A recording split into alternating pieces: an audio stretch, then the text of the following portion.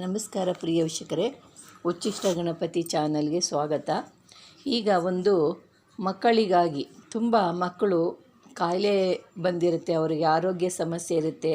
ಮಕ್ಕಳಿಗೆ ಏನಾಗಿದೆ ಏನಿಲ್ಲ ಅಂತ ಹೇಳೋದಕ್ಕೆ ಬರಲ್ಲ, ಹಠ ಮಾಡ್ತಿರ್ತಾರೆ. ಯಾವಾಗೂ ಹಠ ಚಂಡಿ, ಮತ್ತು ಓದಬೇಕು ಅನ್ನೋ ಮಕ್ಕಳು ಸರಿಯಾಗಿ ಓದೋದಿಲ್ಲ, ಮತ್ತು ಹಠ ಮಾಡೋದು ಭಾಳ ಮಕ್ಕಳಿಂದ ತುಂಬ ಬೇಸತ್ತುಬಿಟ್ಟಿರುತ್ತೆ ತಂದೆ ತಾಯಿಗಳಿಗೆ. ಅಂಥ ಮಕ್ಕಳಿಗೆ ಇದು 12 ವರ್ಷದವರೆಗೂ ಈ ಮಕ್ಕಳಿಗೆ ಇದು ಕೆಲಸಕ್ಕೆ ಬರುತ್ತೆ ಈ ಯಂತ್ರ.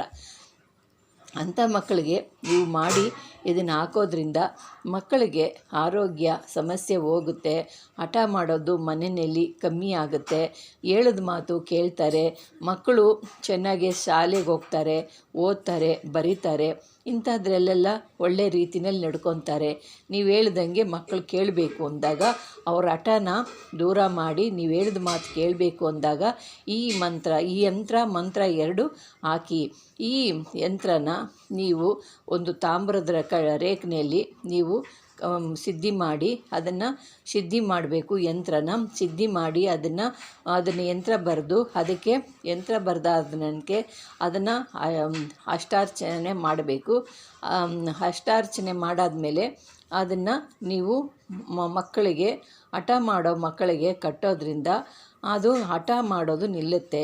ಈ ಯಂತ್ರ ಕಟ್ಕೊಂಡ್ಮೇಲೆ 11 ದಿವಸ ಇದಕ್ಕೆ ಇದು ಸಾಂಬ್ರಾಣಿ ಹಾಕಬೇಕು. 9 ಗುರುವಾರ ನೀವು 9 ಗುರುವಾರದ ದಿವಸ ಶನಿವಾರ ದೇವಸ್ಥಾನಕ್ಕೆ ಹೋಗಿ ಬರಬೇಕು, ದೀಪ ಹಚ್ಚಿ ಬರಬೇಕು.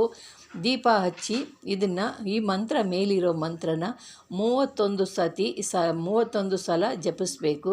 ಈ ಯಂತ್ರಕ್ಕೆ ಜಪಿಸಿದ್ರೆ ಇದು ಮಕ್ಕಳಿಗೆ ಕಟ್ಟೋದ್ರಿಂದ ದೃಷ್ಟಿ ದೋಷ ಕಮ್ಮಿ ಆಗುತ್ತೆ. ಮಕ್ಕಳಿಗೆ ನೋಡೋ ಜನಗಳ ದೃಷ್ಟಿ ಜಾಸ್ತಿ ಆಗುತ್ತೆ ಓದ್ತಾ ಇದ್ದರೆ ಮಕ್ಕಳು, ಮತ್ತು ಚೆನ್ನಾಗಿದ್ದರೆ ಮಕ್ಕಳು, ಮತ್ತು ಮಕ್ಕಳಲ್ಲಿ ತುಂಬ ಅವರು ಭಾಳ ಬುದ್ಧಿವಂತರಾಗಿದ್ದರೆ, ಮತ್ತು ಏನೋ ಒಂದು ರೀತಿಯಲ್ಲಿ ಆದಿ ಬೀದಿನಲ್ಲಿ ಏನನ್ನ ದಾಟ್ಕೊಂಡು ಬಂದಿದ್ದರೆ ಅಂಥವರು ಭಾಳ ಹಠ ಚಂಡಿತನ ಮಾಡ್ತಾ ಇರ್ತಾರೆ.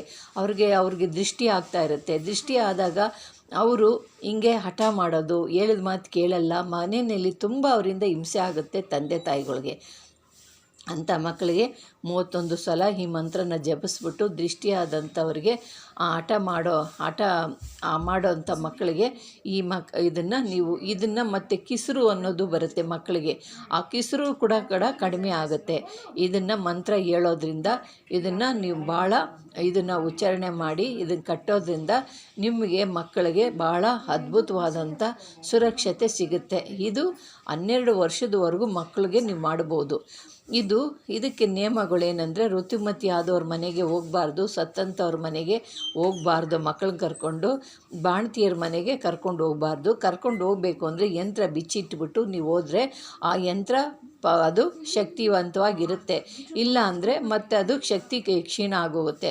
ಮತ್ತು ಬಂದ ನಂತರ ನೀವು ಬಿಟ್ಟು ಹೋದ ನಂತರ ಅವ್ರಿಗೆ ಸ್ನಾನ ಮಾಡಿಸಿ ಮತ್ತು ಯಂತ್ರಕ್ಕೆ ಅರಿಶಿನ ನೀರಲ್ಲಿ ತೊಳೆದು ಸಾಂಬ್ರಾಣಿ ಹಾಕಿ ಮತ್ತು ನೀವು ದೇವಸ್ಥಾನಕ್ಕೆ ಹೋಗಿ ಪ್ರದಕ್ಷಿಣೆ ಮಾಡ್ಕೊಂಡು ಬಂದು ಆಮೇಲೆ ಯಂತ್ರನ ಕಟ್ಟಿ ಆವಾಗ ಮತ್ತೆ ಅದಕ್ಕೆ ಶಕ್ತಿ ಪ್ರಬಲವಾಗಿ ಶಕ್ತಿ ಇರುತ್ತೆ.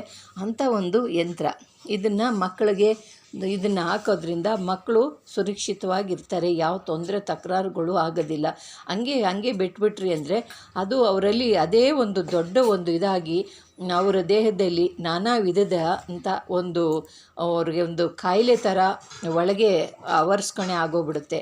ಅದರಿಂದ ಈ ಥರವಾಗಿ ನೀವು ಮಾಡ್ಕೊಳ್ಳಿ, ಮಕ್ಕಳನ್ನ ಸುರಕ್ಷಿತವಾಗಿ ರಕ್ಷಣೆ ಮಾಡ್ಕೊಳ್ಳಿ. ಮಕ್ಕಳು ಚೆನ್ನಾಗಿದ್ದರೆ ಮನೆಯಲ್ಲಿನೂ ಕೂಡ ತಂದೆ ತಾಯಿಗಳು ಕೂಡ ನಗ್ನಗ್ತಾ ಸಂತೋಷವಾಗಿರ್ಬೋದು.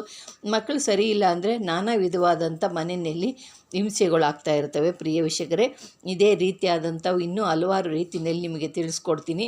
ಒಂದೇ ರೀತಿಯಾಗಿ ಹೇಳ್ಕೊಳ್ತಿದ್ರೆ ಆಗಲ್ಲ. ಮಕ್ಕಳ ಬಗ್ಗೆನೂ ನಾವು ಆಲೋಚನೆ ಮಾಡಬೇಕು, ಮಕ್ಕಳಿಗೆ ತೊಂದರೆಗಳ್ನ ಕೂಡ ಪರಿಹಾರ ಮಾಡಬೇಕು. ಎಲ್ಲ ಕೇಳ್ತಿದ್ದೀರಾ, ಇದಕ್ಕೂ ನಾನು ಉತ್ತರ ಕೊಡ್ತಾ ಇದ್ದೀನಿ, ತಿಳಿಸ್ಕೊಡ್ತಾ ಇದ್ದೀನಿ. ಇದನ್ನು ಮಾಡ್ಕೊಳ್ಳಿ, ಇದರಿಂದ ನಿಮಗೆ ಭಾಳ ಪರಿವರ್ತನೆ ಆಗುತ್ತೆ, ಮಕ್ಕಳು ಚೆನ್ನಾಗಿರ್ತಾರೆ. ಪ್ರಿಯ ವೀಕ್ಷಕರೇ, ಇಷ್ಟವಾದರೆ ಲೈಕ್ ಮಾಡಿ, ಶೇರ್ ಮಾಡಿ, ಸಬ್ಸ್ಕ್ರೈಬ್ ಮಾಡಿ. ನಮಸ್ಕಾರ.